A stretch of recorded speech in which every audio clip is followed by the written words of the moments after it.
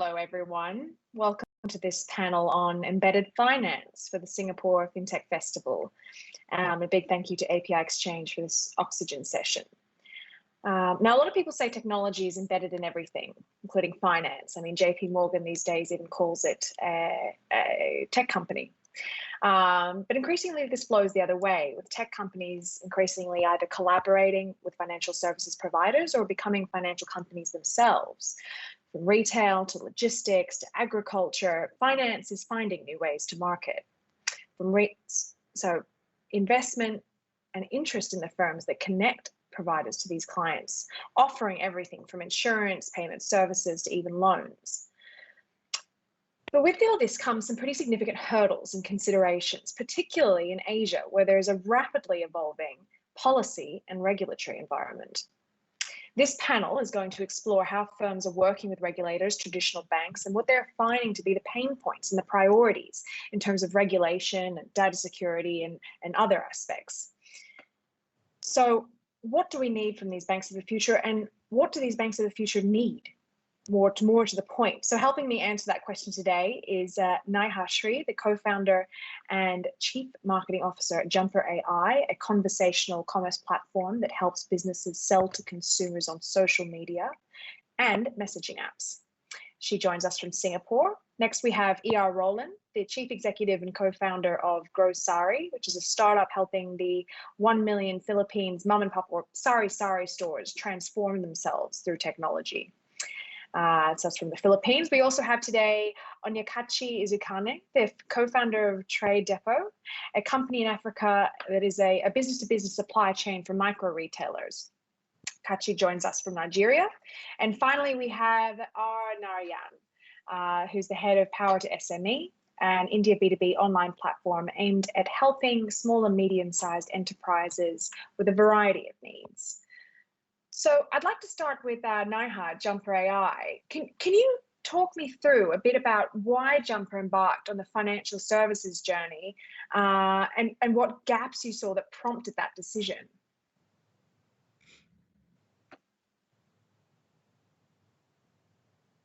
I think you're on mute. Sorry about that. Yeah, so Jumper essentially helps businesses, kind of reach to their customers and enable the entire sales process within any social media or messaging channel.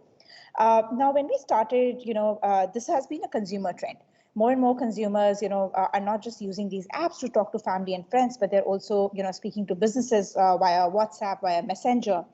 But one of the biggest gaps there is that it's all very fragmented. So it's just an exchange of messages. Then you go off to another platform to enable the payment. Maybe you're doing a bank transfer or anything like that. And there's a huge lack of trust happening there, and something that I myself faced. So hence when we started thinking about this product, one of the key essentials was that how do we enable the entire payment to happen within the same messaging context, right? And also because as we grew, we started seeing that from the conversational data perspective, we get a lot of information about, what the consumer's sentiments are about the brand or about the business, how are they perceiving the products, how likely they are to buy in the future. And from there, we started understanding that there's also a scope to build a financial service, a loan and a credit system service around this to help businesses, let's say, get loans and take loans from other banks. Thank you. And ER GrowSari kind of similarly started out with a promise kind of to fix supply chain issues for the Philippine sari stores, but you've also moved beyond that, delivering FMCG products kind of earlier vision into now making these stores more like, I guess, a 7-Eleven. And can you talk to me a bit about that choice and how you went from that canned goods delivery kind of approach to now thinking about these sari as a place where you can pay bills or even remit money? Right. I think for us, it's a realization that, these 1 million stores in the Philippines continue to be the most accessible retail point to virtually any consumer. And they continue to be resilient because their business model is really very, low cost. It's run out of their houses. They don't really hire employees. So, it's very low cost to run them. And they do have that captured market of maybe between 10 to 25 neighbors that are all a stone's throw away from these stores.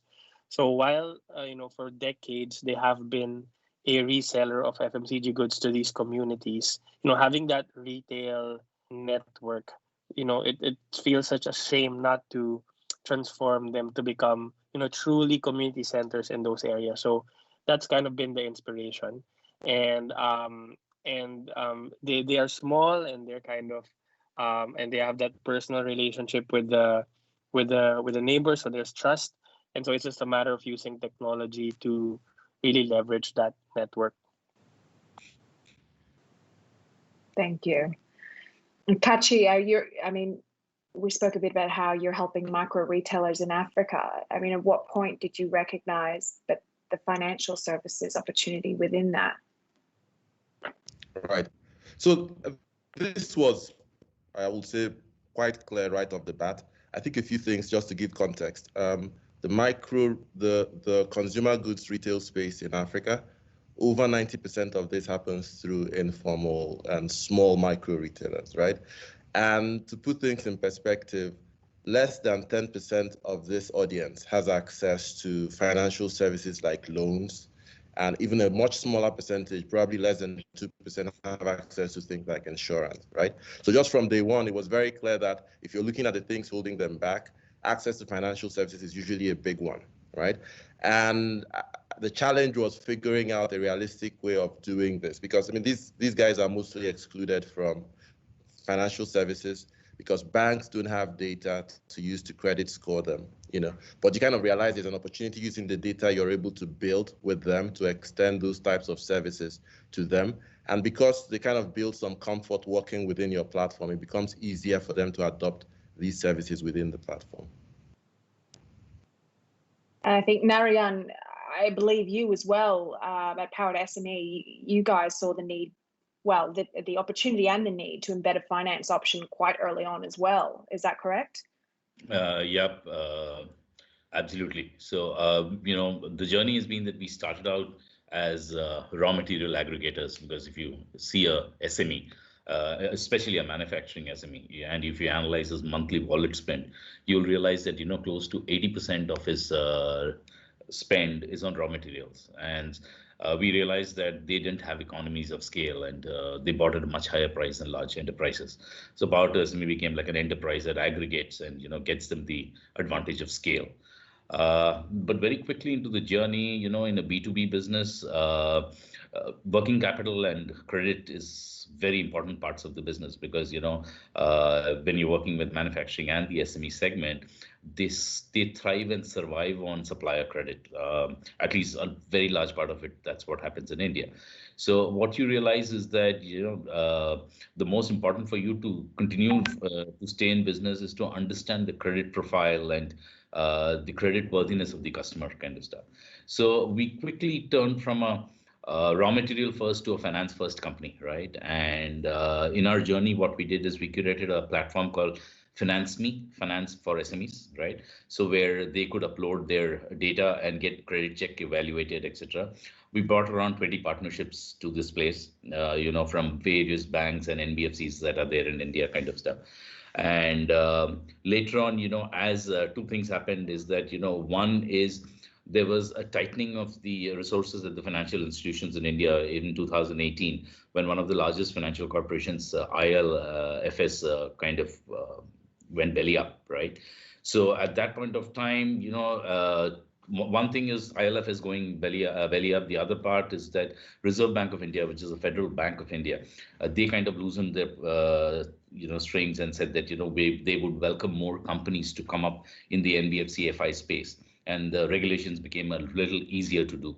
So what we did at that point of time is we went to the RBI and took a banking NBFC license from them, and we got it in record time.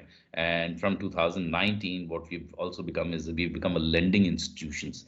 And just to tell you the way things work in India, in terms of if I owe you $50 and I don't pay you, it doesn't affect me at all. But if I owe the bank 10 cents and I don't pay them, it affects my credit ratings, my CIBIL scores, and all of that kind of stuff. So rather than being an operational creditor to any of our SMEs, being a financial creditor gives us much more security. So all these reasons put together, we decided to embed finance and then push that finance face front to our SMEs.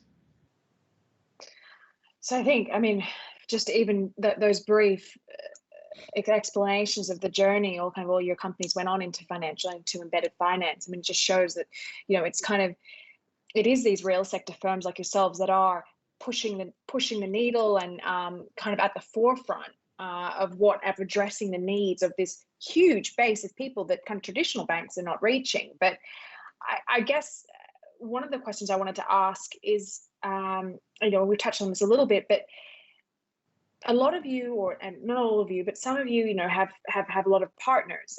How do you think about that process and who you partner with, and what they can provide you and what the downside and upsides were? Perhaps now, how you can start. As I know you're an open platform and you don't own your payment stack. Maybe you could tell me a bit about why that is. But then I know you do have some big partnerships, such as South Africa's biggest digital bank. So perhaps you could tell me a bit about how that partnership came about too.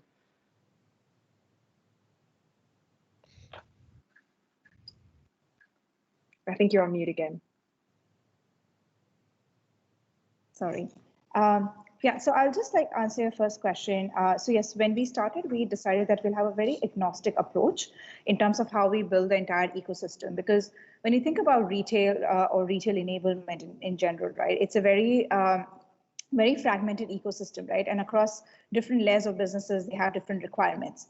And one of the things was that since we are built on top of social media and messaging platforms, there's already a huge concern, when it comes to data, right? I think today just the news came out about FTC passing, a regulation against Facebook, right? Because they have a very high, high up advantage. And we see that, eventually in the payment space as well, that will happen, right? Obviously all these social media platforms are trying to go there, but when we look at Brazil or with India with Facebook with WhatsApp Pay, there has been a lot of regulatory concerns there, right? And that's where we feel there is a requirement to have open players like us who enable that technology that any business that wants to let's say enable utilize these applications to drive their revenue and drive their finances, but from the banking ecosystem, payments ecosystem, it's an open ground, right?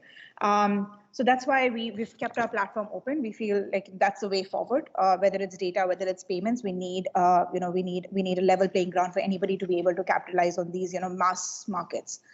In terms of how we go about choosing our partners, I think there are a couple of things that are important. Obviously, there is in levels of penetration, which there are certain payment players or certain banks which will have a better penetration into the market. So that's obviously one thing, because as a startup we want to get into a scale, right? We want to rapidly scale things. So that's one. But the second consideration, which is much more important, is basically we require our partners to be able to understand, the changes, the micro level changes that are happening via social commerce. How, let's say, taking South Africa in picture, there are lots of SMEs. It's an emerging market, lots of SMEs, and they require the tools so that they can scale their online operations, right? Especially given this year, it's become more important than ever. But at the same time, when you start thinking about SMEs from a B2B service provider perspective, you need to start thinking about how do you really go about monetizing, right? Because they do have a lot of challenges. They might not necessarily want to pay for online tools. They require a lot of onboarding support as well. So that's where we started defining and understanding who are the other partners, who kind of have also paths to revenue, right? So, we are not just trying to acquire a huge base, but we're also seeing how do we build out a profitable company in, with the same, while keeping it an open ecosystem. I think, like you say, it is a challenge still picking the correct partners. I think, Narayan, you just spoke a little bit about it earlier, about kind of the lessons and fragility of having partners with the collapse. Was it I can't remember which one you just mentioned went belly up, but yeah, ILFS. Yeah. So now you've kind of ruled out working with traditional banks at all, and you rely more on yourselves. Can you talk a little bit more about that journey and how kind of what maybe some of the difficult, even while it's kind of the best thing for the business, what some of the difficulties were with that approach? Yeah, so we built this platform I said earlier called Finance for the SMEs, so Finance Me, where we kind of build algorithms to get all the data from the SME, his last 3 years financial transactions, his bank statements, doing a credit check, doing a legal check, all of that, right? So as soon as we could create this platform, a bunch of banks and NBFCs came and tied up with us, and over a course of maybe 4 or 5 years. We provided through these banks almost $100 million worth of credit to our SME base. And that was a sizable number, and everything was working very well, right? Now, I mean, this partnership lasted over 3-4 years, but then when ILFS, which is one of the largest FIs, went belly up, what happened is the money supply in the market completely dried up. All corporate bonds were being called back. So, the financial institutes had to pay back the people from whom they had taken deposits, right? So there was very little money for them to lend.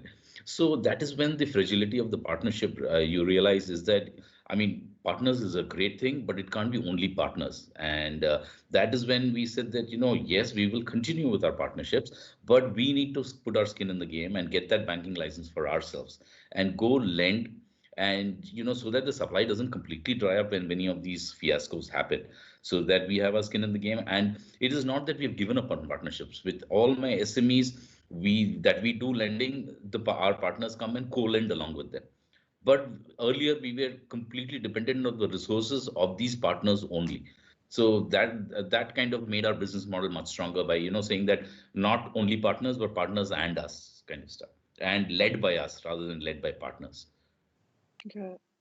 And I believe e-wallet companies were falling over themselves to work with you and get access to these Saris and that ecosystem that opened up. I mean, but I do wonder, do you fear that transaction point in future might not actually pass through you guys? And how are you working and thinking about your relationships with banks and other financial players to ensure that doesn't happen? Right. I think just to echo what Naya and Narayan has been saying, what businesses like ours do is to give such partners a go-to-market model or an operating model that doesn't exist in the past. Because if within their existing infrastructure, if they were to do it in that way, the cost to serve model is not going to be sustainable, right? So that's why we work with companies like our companies to get the reach. And to get the cost serve model that is not available. So, I'd like to echo their point that, in the beginning, it's important to have those partnerships because it at least gives us some savings on end consumer education, because we don't have to build brands of our own when we start, when we do these ourselves. But over time, once you have the network and the reach, there's no reason why you can't take that on fully and kind of get the lion's share of the margin. I think for us specifically to your question on e-wallets, it's kind of the same case. I think the challenge in the Philippines is that 2/3 of the population continues to be unbanked.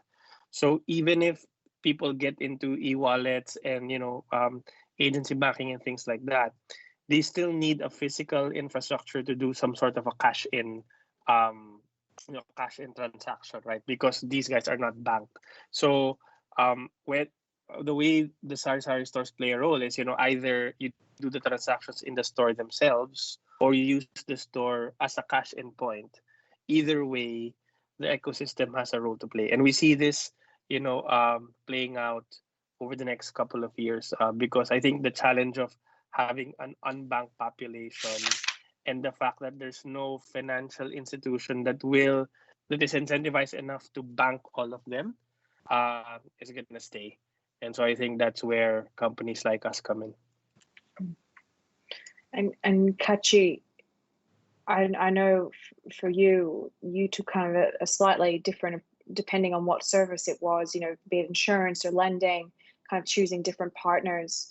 So why did you do that?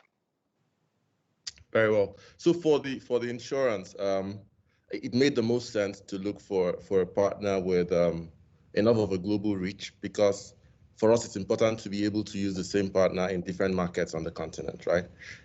But in addition to that, we needed, a certain level of flexibility and approach to pricing that was a fit for the target audience, right? So just being able to find all these things together made it easy to think of working with that partner and then building that into our product in a way that we still create the single seamless experience for the customer. Now, for the lending bit, it wasn't as easy to do that. And now, just the way our lending works, we don't give cash to the merchants. We give them loans in the form of inventory, right?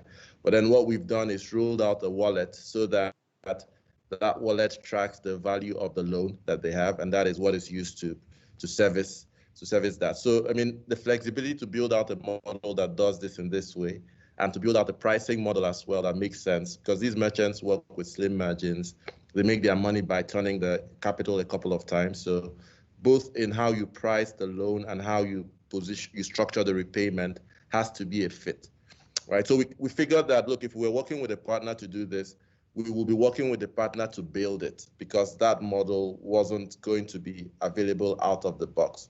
And we figured that, if we did this ourselves, it gives us an opportunity to own a bigger chunk of the revenues coming out of it as well. So we went in that direction for this product. I think the additional thing as well is in the scoring models, right? In this scenario, we're not using access to credit bureaus or the conventional access to telco data, which is what you find most digital non-bank lenders here using.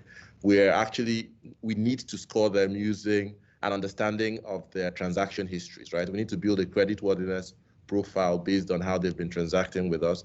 And it made sense to invest in building this internally. And this is the approach we took for this bit. I guess, I mean, I wonder, like a lot of you have spoken about kind of the partners that you're picking. A lot of them are kind of already kind of digital companies.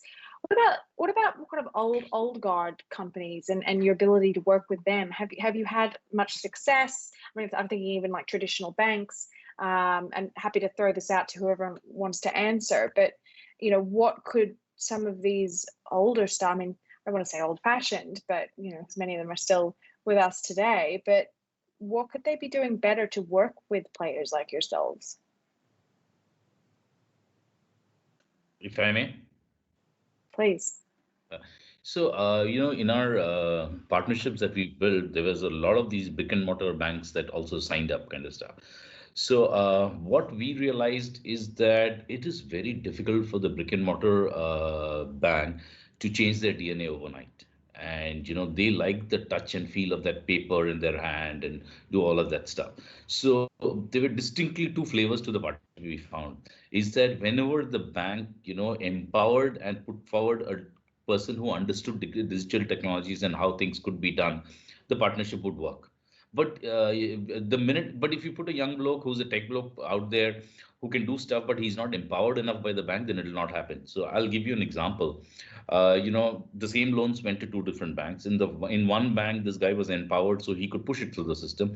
In the other bank, though this guy had the same set of data, he went back to the general manager and the general manager will come back and saying that, oh no, this is a no-go sector for us, and therefore give it up. So it's completely on the person leading the initiative and how empowered, and that is our finding in the working with the old world kind of stuff. I think what I can add to that is just the willingness to share margin in certain situations, like especially in Philippines where most industries are controlled by a number of big financial institutions, and they've created this addiction to charge for every transaction and make money on everything. And when you're trying to build an agency banking model where these deposit transactions, these remittance transactions happen in sari-sari stores, the reality is we're not using their branches because it's these stores. It's the physical stores they're using. We're not even using their working capital because it's the working capital of these, small stores that are being plowed into that wallet, or our working capital in the form of credit, right? But when you start to get into sharing margins and revenues, you still see some sort of resistance to open it up to the ecosystem a bit more, so that the entire thing grows. So that has been a specific challenge for us, because in theory, they like the idea that they will get the reach. But I think, are they really kind of putting their money where their mouth is in terms of investing on those reach channels? I'm not sure that's something we've seen broadly.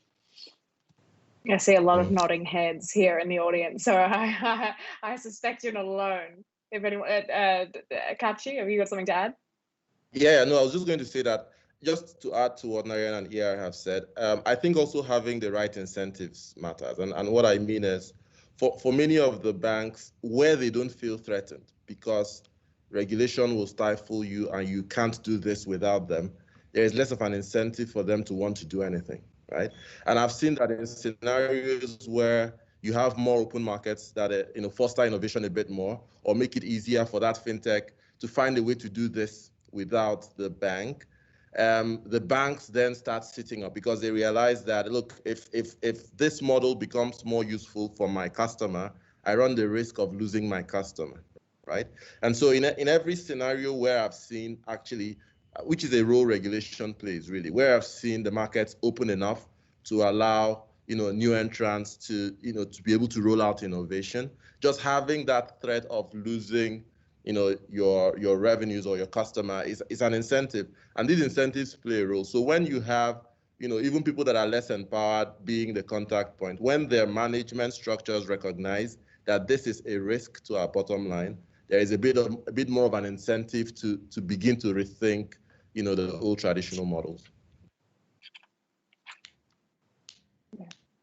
Yeah, no, that's fascinating. I wonder if we have some traditional players in the audience who might like to send some questions in response to some of these challenges.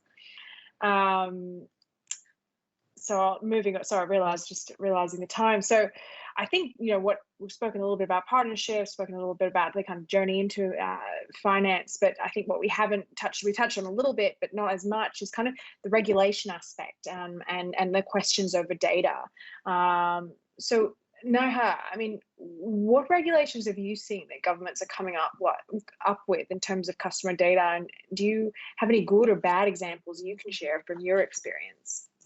Yeah, sure. So I think, like, in general, most countries, EU kind of set the trend, and now all the governments kind of want to take control over how their citizens' data is handled, right? I think one of the biggest challenges that I see with that happening is for startups, basically, right? Because you now need to start, it's no more like, okay, you start a digital company and now you can just go and acquire customers from anywhere.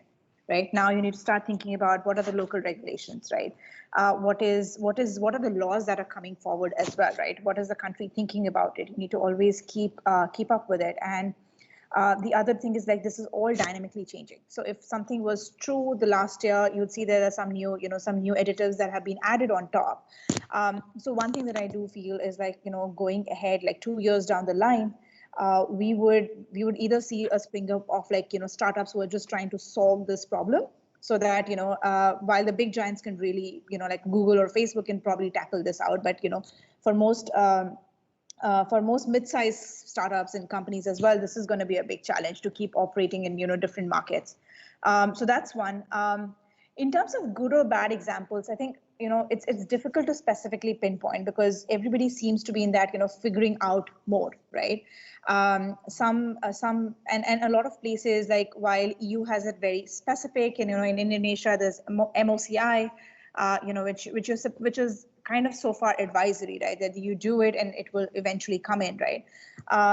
So we do see that there's a lot happening in, but I think, like, from a regulator perspective also, I have seen where there are gaps where internet companies exist and they use data in certain ways, but kind of like regulators are not aware. So I think, like, there needs to be a lot more dialogue happening in, especially with newer companies, or even like companies that are like a decade old, and how they are kind of utilizing data. There are just too many models, and it's almost like what I call is like, it's like a pirate thing, right? Somebody will always find another way to utilize data. So it's about how do you kind of balance that as well? That's important, and that's, I think, kind of lacking in the overall ecosystem right now. And do you think, I mean, one of the things that we always hear is how, low barriers to entry and startups can kind of go from a standing start and get big quickly and have lots of data at their disposal. I mean, is that making it harder for that to happen for startups? Is it kind of limiting the amount of new entrants that can come in and have an impact? Yeah, I think definitely, as the regulations are maturing, that's definitely getting difficult. Like, especially this year, like till last year, we were not seeing, as much, as many regulatory requirements coming in. But now we are kind of working this very individually on a country specific level. And that means that, you're constantly trying to stay updated, right? And you need a lot of like legal services, you need a lot of like, you need to understand the data privacy laws and its implications across different countries. You need to think about, you need like, cloud infrastructure, servers, specific in those markets as well, right? Right now it's all lean, but obviously, I think 2 years, 5 years down the line, that's not going to be the way, right? Regulators would require that, you host the data in the same country. That means that you need like, different infrastructures. It's kind of becomes like, the word like entering into China is really difficult, right? Just because everything is closed there. It somehow feels like things are going that way. And my hope is that, we probably have a bunch of like companies, bringing up in the next few years, which helps solve this problem. Yes, so certainly a warning that this is becoming kind of a China style concern is very interesting. I mean, Narayan as well. I mean, India in particular, I find has quite a rapidly evolving regulatory environment. I mean, how do you kind of how do you get kind of greater visibility on your business's future needs, but also how would you advise other companies to be and what should they be thinking about in terms of complying with a lot of this stuff and anticipating? See, India has not yet enacted any specific legislation on data protection. The Personal Data Protection Bill was passed in 2019 and introduced in the Parliament about a year ago. The purpose of this bill, of course, is to provide for protection of privacy of individuals regarding their personal data. And secondly, to also establish a data protection authority in India, which is not there right now. Right, so that you can decide what is personal data, what is public data, etc. This will, the thing is also in terms of applicability. This will apply to the processing of the personal data that has been collected, disclosed, shared, or otherwise processed within the territory of India, but by the government, any Indian company, any citizen of India, and foreign companies, etc. Right? The Data Protection Authority.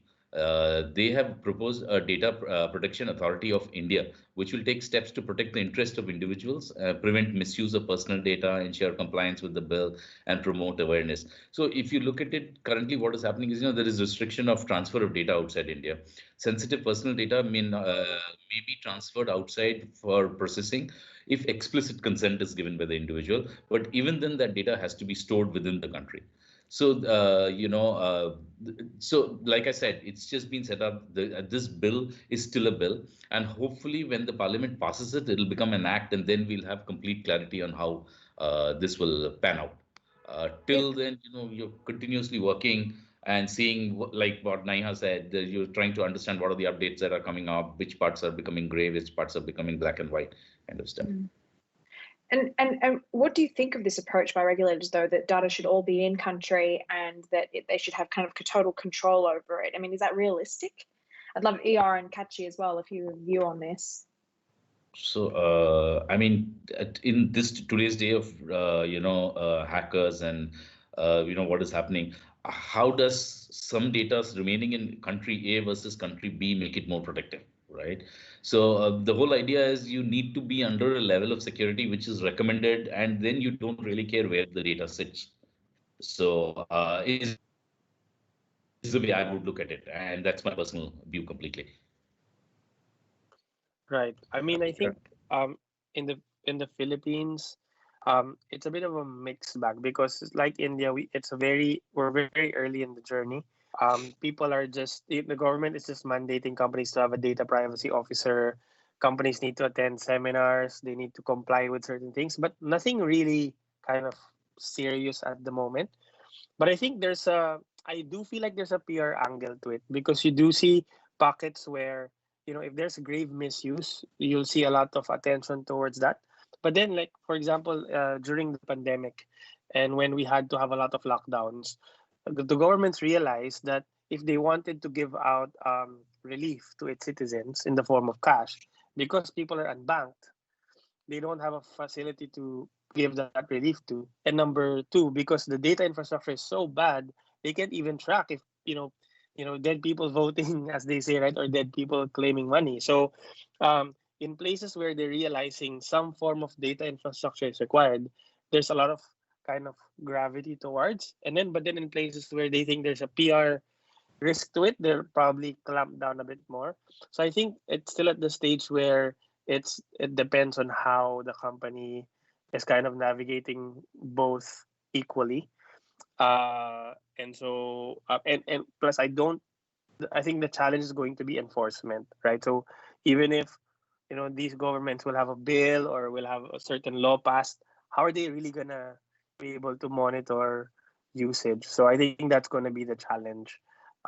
We just have to trust that companies, each individual companies have ethical boundaries, right, in terms of how they use it. But I think that's going to be, we're a long way from the regulatory making kind of a material impact in terms of operations, at least here in the Philippines. It would be nice to assume that everyone has good ethical boundaries, but unfortunately, I think history suggests they don't. But anyway, Right. Kachi, I think you were gonna jump in there, I think. Yeah, I'm no, I interested mean, in it's your view very as well, similar just to, because no, very you're across a similar different to number of different Philippines. countries. Yeah, so very similar to Philippines. For many of the countries we see here in Africa, the data protection regulation, if you could call it that, doesn't really exist in a real sense. I mean, there's some guidelines put out now that are in very early stages of implementation. I think just to the question you asked earlier about how smart, one would look at the idea that the data has to be in country.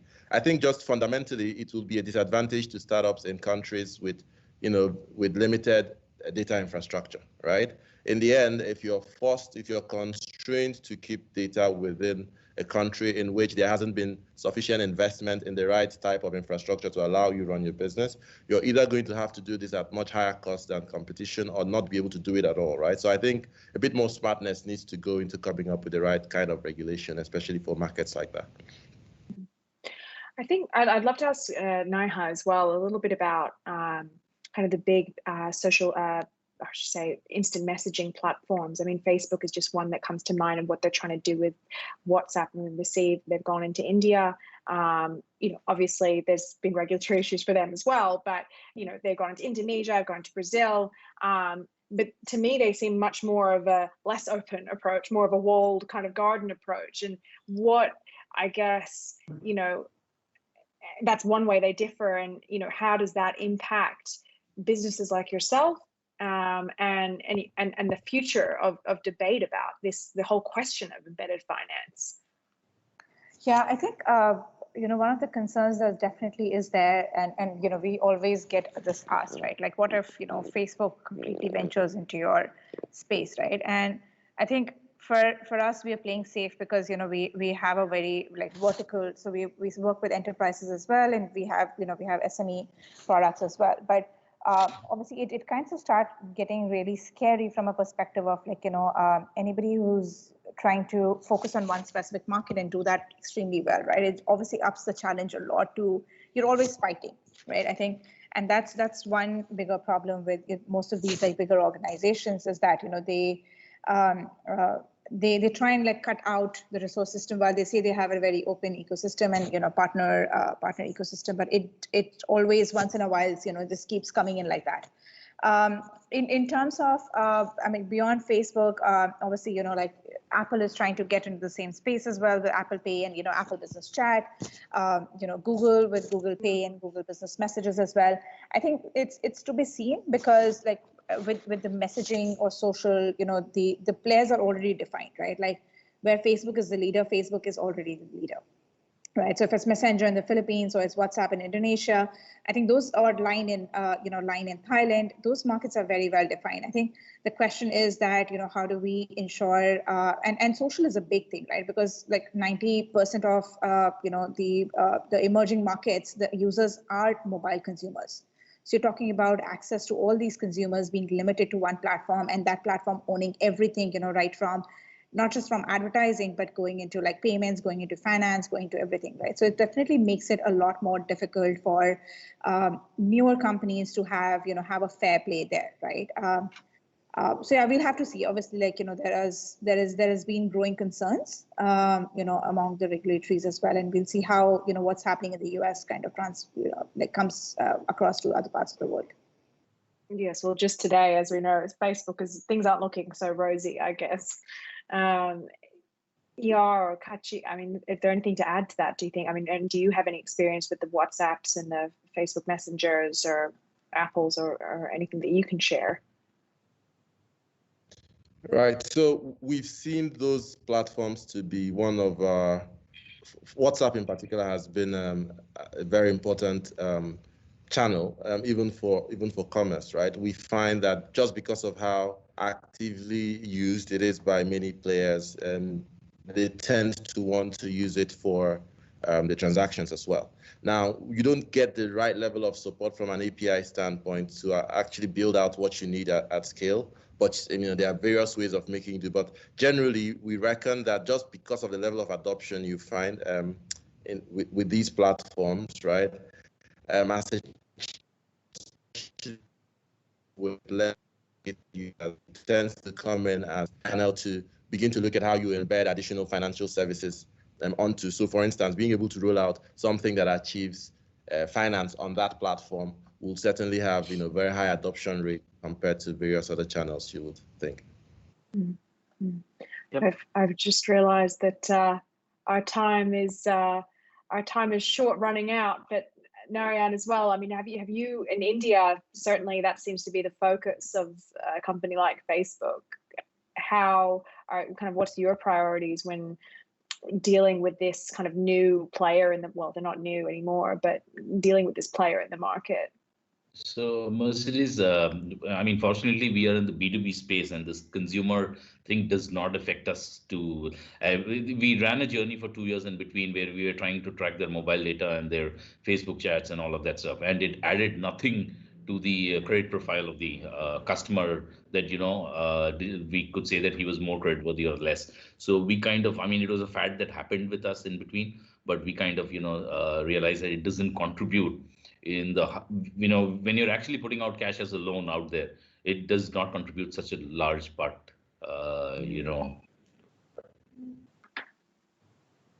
Yeah, makes sense.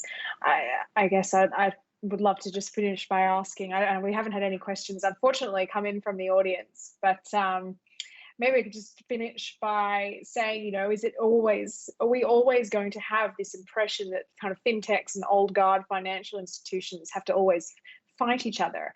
What can be, we did talk about this a little bit, but what more can be done to improve the impression? I mean, does it need to be eked out between themselves? Does it need to be the regulators doing this, or how should we think about it?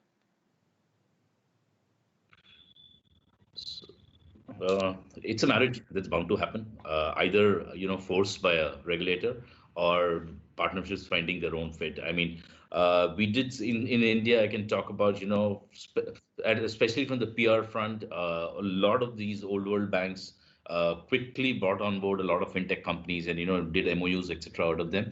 But whether like I said, the MOUs on paper and flashing it in press is one part, but the DNAs matching and starting to working together is another part of it. So I would think it'll need that DNA change, and that DNA change might either come through re-education in the older world in terms of adapting it, or change of guard. So some of these things will happen which will enable this marriage to happen, but this marriage will happen. Because it's pointless when there are so many other fintech and digital platforms trying to build the whole thing all over yourself. Does not make so much sense when it's already there.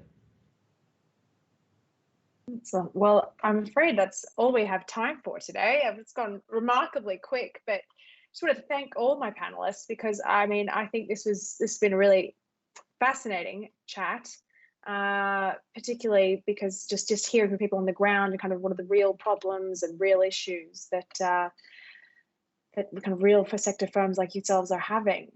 So obviously there's quite a lot to go, from just like listening to all of you for what needs to be done in this space, in particular in embedded finance. So hopefully that leaves our viewers with food for thought as well. And thank you very much for joining us. And there's definitely much more to be said on this topic, I think. Thank you for having us on the panel. Thank you. Thanks a lot.